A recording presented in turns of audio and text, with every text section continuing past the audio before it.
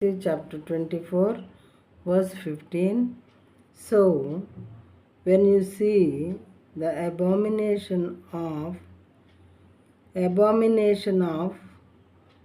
desolation spoken of by the prophet Daniel standing in the holy place, let the reader understand.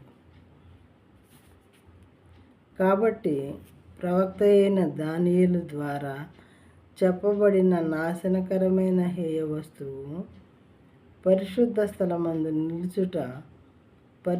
స్థలమందు నిలుచుట మీరు చూడగానే చదువువాడు గ్రహించునుగాక. ఇందాకటి వాక్యంలో